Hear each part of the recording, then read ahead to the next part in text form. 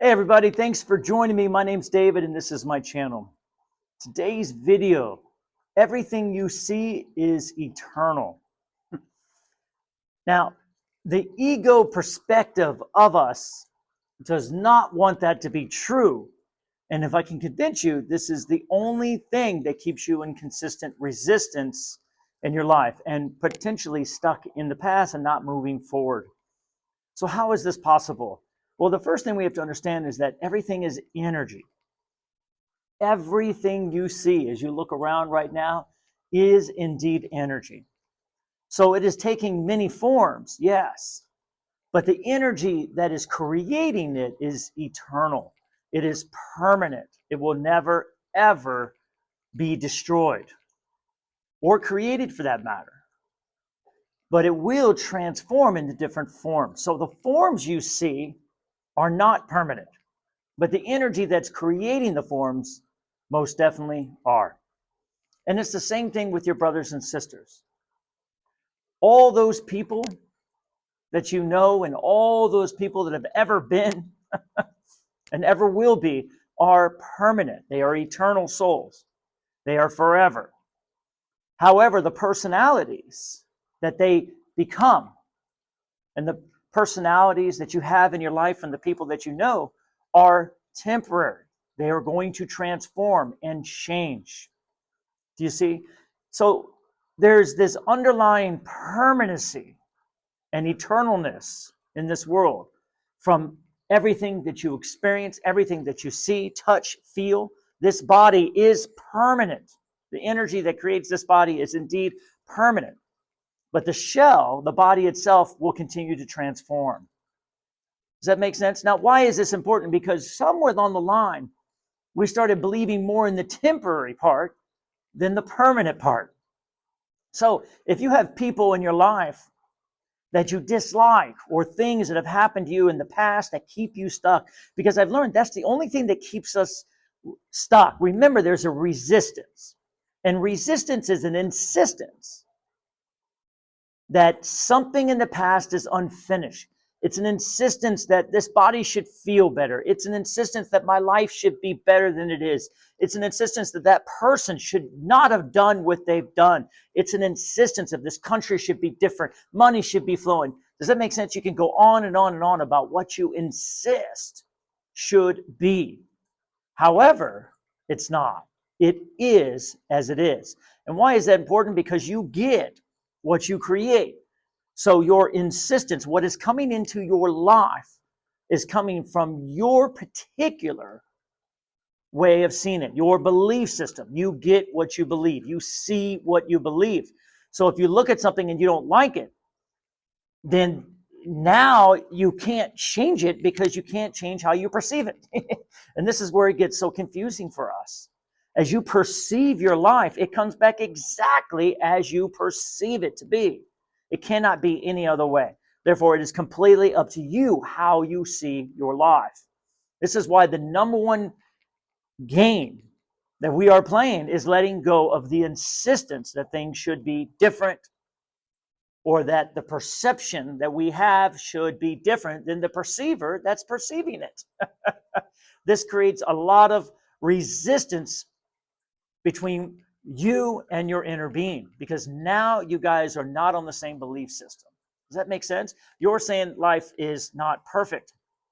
We are saying that things should be different, that vibration is not perfect in itself, that going with the flow of your life is not the right way to go. We have to go against it. We have to find another way. Does that make sense?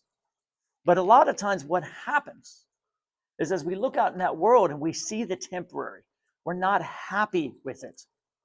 So I've learned that the ego part of us, that separate self, has a belief system that's really important to understand. And that belief is I need to destroy in order to move forward. That's the idea of comparison. There needs to be a loser in order for there to be a winner. I hate this, now I have to change it. Do you see? I need to be dissatisfied in order to move in the direction of satisfaction. I'm not happy with my life, I need it to be different. Can you see there's an idea, Yeshua would call it sacrifice. The ego likes to sacrifice what was in order to move towards what is or what will be. Now, this keeps you split because now your focus is on the sacrificial part. Your focus is on what you don't like. And your focus is what pulls everything in. Do you see? So it keeps us stuck. If you can imagine, it keeps us really thinking about the past and unwanted and what's missing, and at the same time wanting something better and wanting something to flow in. But now our mind is split in two places. This is called a split mind. This is what Jesus meant when he said, your house is divided. You cannot serve two masters. You have to pick one. You cannot serve these both. Can I convince you that we are way more looking at what's missing in our life than we are with what's coming in? Does that make sense? But you can't look at them both. And that's the most important thing to understand. This idea of, when I have students coming in, especially Tai Chi is interesting because you move this way and then you use this way in order to move that way, right? One and. Now what happens is we go here and then we forget about there, and then we go here, and then we forget about here. It's because their mind is in this particular belief system, and it takes a while to shift it. And energy uses itself to propel itself forward. It doesn't destroy itself. Does that make sense? It uses one thing to move into another, and this creates what we call a synchronicity. But the only way to turn a synchronicity on is to move in the direction of joy and happiness and flow, so that way it's not cutting itself off. So this main belief that I need to be dissatisfied, that I need to unlove something in order to love, I need to hate this in order to get this. I hate this. This is so dirty. I got to clean it. Do you see? I don't like the money in my account. I need to make more money. My body hurts. Man, I hate it when it happens like this. I need to get better. Can you see? Split. It's split. So what we're doing is hating the temporary, but it's temporary. It's not who you are. It's not who you are. That's why Yeshua talks about you are as you were created to be. We need to move more into the awareness of the truth of who we are, the permanency. Because then you'll see that you don't really want to change anything in your life. It's not about changing your life. It's about changing your perception and letting go of that idea of sacrifice in order to flow forward. So that way we can let go of that split. And now you could just be. All of this is our creation. Everything you see is the energy you have created. You have molded it into form for the purpose of extending love to it, including all those people and all the people in the past, by the way, that we hate.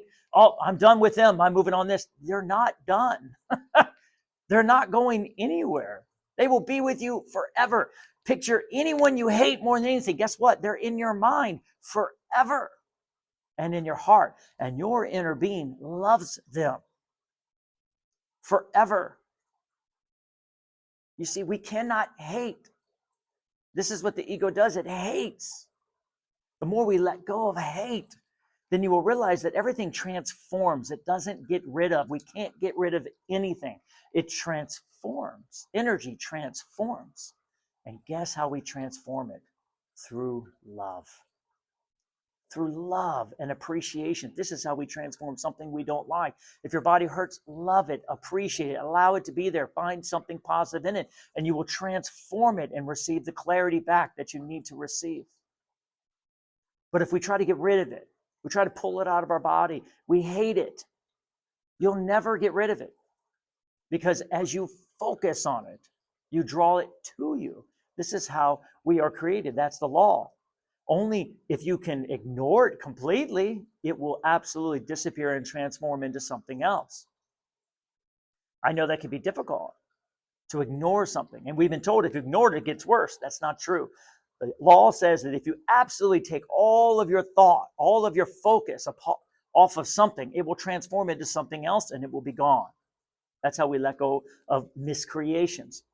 But the other idea is to allow it and love it and find something positive in it, regardless of what comes. And I've learned this formula that Bashar talks about, where we just follow our excitement to the best of our ability. And we find something positive no matter how it turns out. That way we do not insist on how it should come in, because that's what keeps us stuck. Remember, the ego loves to insist because it wants to destroy.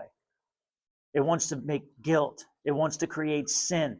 And that's what sticks us. And the more we recognize that as soon as I blame, I feel guilty.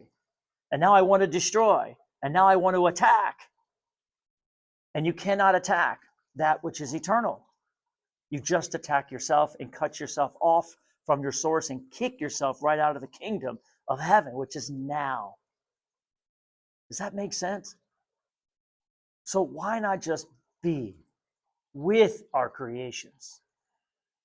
Learn to love and appreciate them as they are. That way we change our perception of them first and foremost. Recognize that anyone that you think has hurt you has not. You are unhurtable. You are eternal. And the more we recognize that feeling of, yes, that happened to me and that hurt, but it taught me. What clarity did I receive from it? What good came from it? Because you wouldn't have had that experience if there wasn't a positive side to it. There's always two sides. You can see the negative, which means to destroy the positive. You see, that's how the ego works. In order to look at something negative, you have to destroy the positive, which of course you can't. That's the illusion. Or you can see the positive side. And I've been in a lot of pain, absolutely, where I've sat there and it's pulled me and I said, I'm going to find something positive in this. I'm going to find something positive in this. And then my energy just shifts and it changes. And I recommend it. It does work. From experience, I assure you, it does work, even in the midst of discomfort, because there must be a positive side.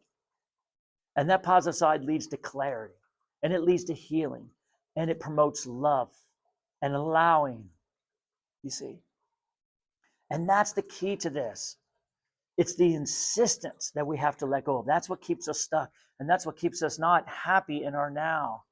Because the more you let go of the insistence, the more satisfied you're going to be right here, right now. And you know what? The only reason, I swear it, and you have to find this for yourself, is because at that moment, you will stop trying to destroy or attack what you don't want. And instead, you will just take your focus off of it.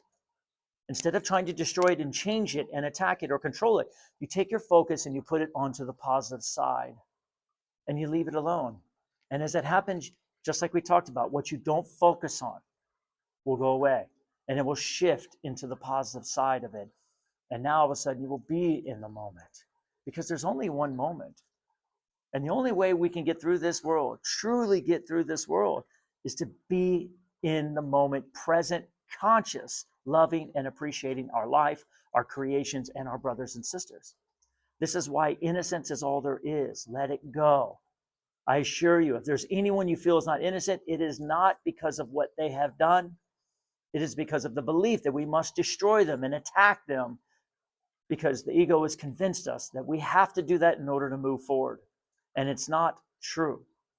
We do not have to destroy or attack in order to move forward. We do not have to compare and win in order to move forward.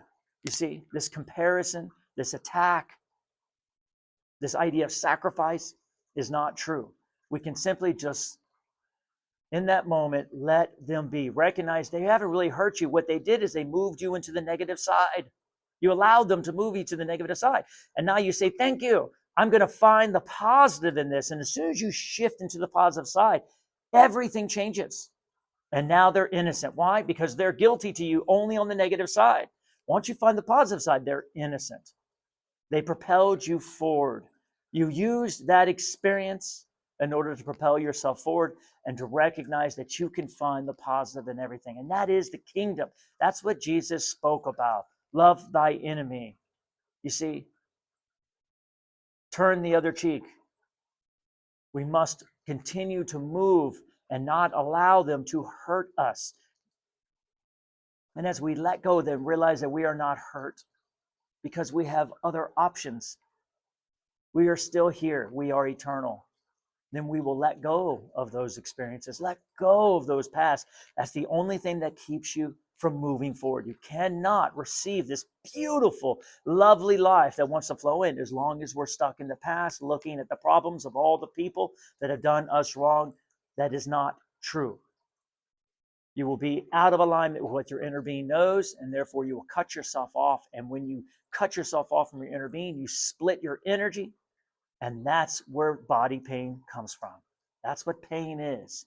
It's there to let you know that you have separated yourself from yourself based on an insistence of something that's not true.